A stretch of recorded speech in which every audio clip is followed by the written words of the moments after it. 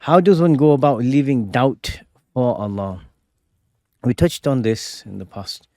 Doubt is with regards to doubtful matters where you're not sure if a matter is halal or haram. And the simplest way to do this is to take a step back and say, okay, because there's an element of doubt here, what I will do is I won't commit to it. I won't engage in this matter. And simply because if you were to engage with it and it is doubtful, it is something that is in fact impermissible, then you haven't suffered any losses. Then you've gone from leaving something halal to remain within what's clearly halal. But if you don't do that and something is doubtful, you end up falling into the haram. So, a lot of the times people struggle with these matters. Either it's because of their social circle or their level of practice, or if they're finding it so overwhelming. The thing to do is to focus on one thing at a time, just to focus on one thing at a time.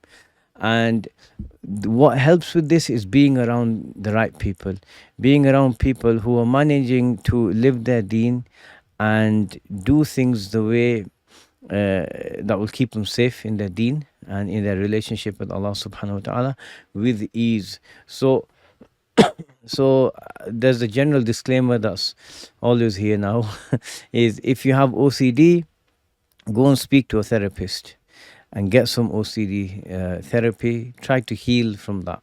Once you do that, then you can worry about being around doubtful matters and leaving them. Otherwise, if you don't, then people with OCD tend to think, anything and everything is doubtful. That's one thing. The second is don't listen to people that are going to feed your OCD or feed or those people who are going to in the way they teach Islam that they're going to actually end up harming you. I got a question recently. Someone was saying they're listening to a speaker. I got a link to it, and the speaker is saying that to judge someone is to claim to have knowledge of the unseen, and only he's saying only Allah has knowledge of the unseen, therefore it's shirk. Someone in the comments said therefore it's shirk, which is not the case. It's just a misunderstanding, and the person was getting filled with a lot of doubts. So the simple thing is, are you able to judge people? For example, if you're talking about someone saying, okay, you're going to paradise and you're going to hell. No, that's Allah's, role, and Allah subhanahu wa ta'ala will do that on the day of judgment.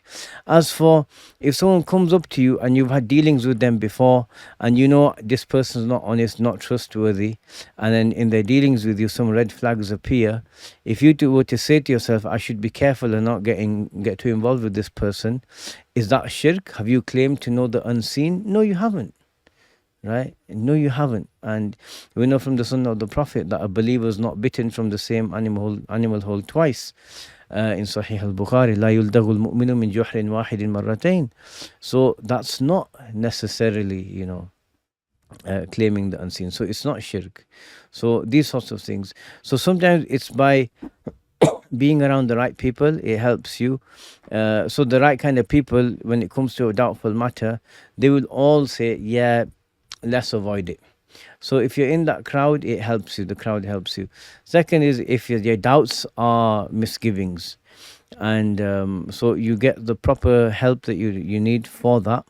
And the third is if the doubts are coming from a person who's presenting the deen to you in an overly complicated way or in a way that's not wholesome and not beneficial, then go learn your deen from someone else who's going to be more wholesome for you and who's not going to give you doubts and ideas of having committed shirk or anything like this. لا إله إلا الله محمد رسول الله